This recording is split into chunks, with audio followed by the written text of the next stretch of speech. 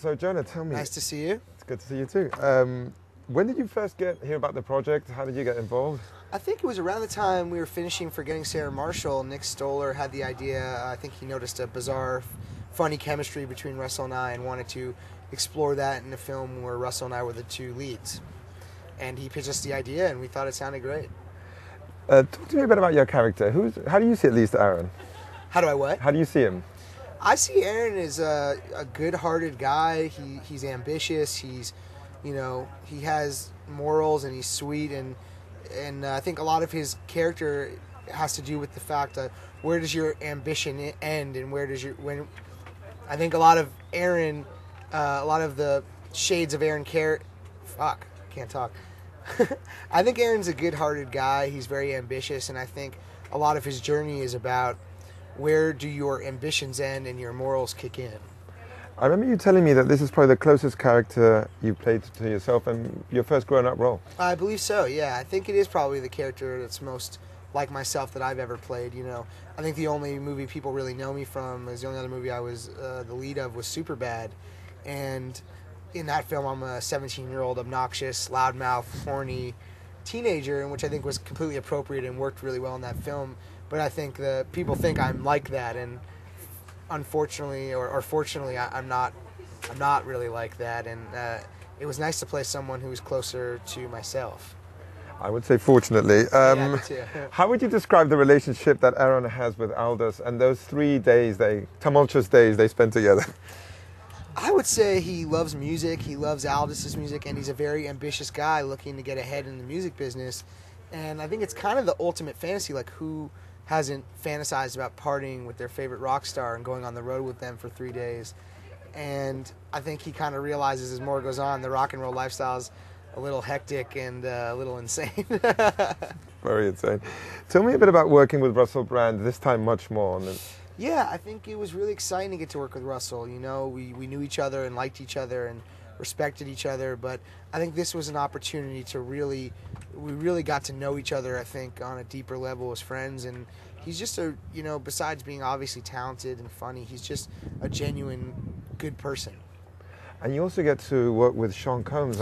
And I think he's great in the movie. Yeah, I loved working with Diddy, Sean Combs.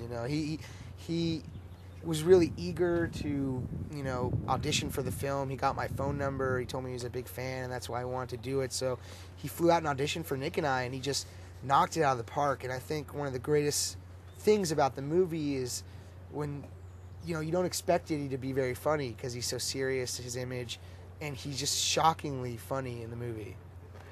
Being on an Apatow movie and you guys being such comedic forces, I know there was a lot of improvising going along. Yeah, there's a lot of improvising. I like to say it's probably 60 to 70% scripted and then 30 to 40% improvised. How much fun was that? It was amazing, I love Nick Stoller. He's such a talented writer and director.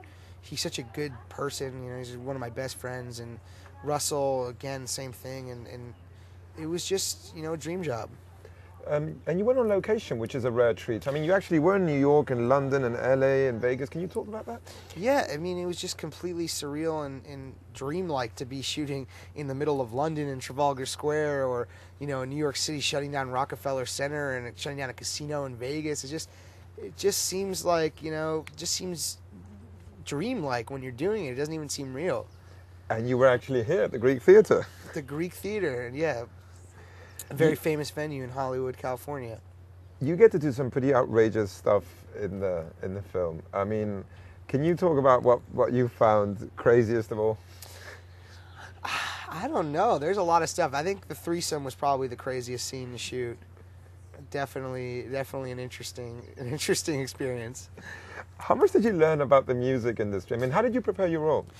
I prepared my role. What was interesting was, my brother's a music manager and my dad's an accountant for musicians. So I kind of come from a music business family and had a lot of stories growing up that I could associate. But the main thing I did to get into character was I just pretended I was with my heroes, and that would help me get into character. So I often pretended I was with Bill Murray or Martin Scorsese. That's kind of how I looked at it, or Paul Thomas Anderson. How real is it? When you show on screen, how real is that? When I show what? What's shown on screen? How real is it? I don't know. You know, I think Diddy was the best part while we were shooting because he's such a big figure in the music business, and he was really our authenticator as to if something was, you know, authentic or not. He could call us on it if it wasn't true to what it would really be like. An important relationship in the movie is also the one that your character has with Daphne, with his girlfriend. Can you explain a bit what's going on there? I think my character has a really good, solid relationship, and then they kind of hit a little bit of an apex in their relationship right before Aaron goes on the trip to pick up Aldous, and they kind of have to deal with this rough patch while he's on the trip, and it's kind of, you know, muddled about where they're at in their relationship. And Elizabeth, she's wonderful also. She's fantastic. Elizabeth Moss, who plays Peggy on Mad Men, plays my girlfriend in the film, and we were lucky to have her. She's such a talented actress. Jonah, this film, apart from being outrageous and funny and many things, it also has a lot of heart, don't you think so? I definitely think it has a lot of heart. You know, when you make these movies, even though they're, you know, they're raucous, R-rated comedies, it's one thing just to make a funny movie, and that's great, you know, that you got to have great jokes and you got to make the audience laugh and do outrageous things, but I don't think people will care at all about the movie if there's no heart and they don't believe in the characters and what they're going through. So we put as much emphasis on the heart as we do on the jokes.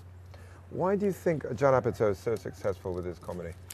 I think Judd is so successful because he works really hard, he cares about what he does, and he's a talented guy, and I think, you know, he's definitely my mentor, and I think the main thing I've noticed from him and learned from him was what you said basically about adding heart to these things and making sure that you don't skimp out on paying attention to the details of the relationships and the characters, and as long as things feel genuine and real, then people will connect with it.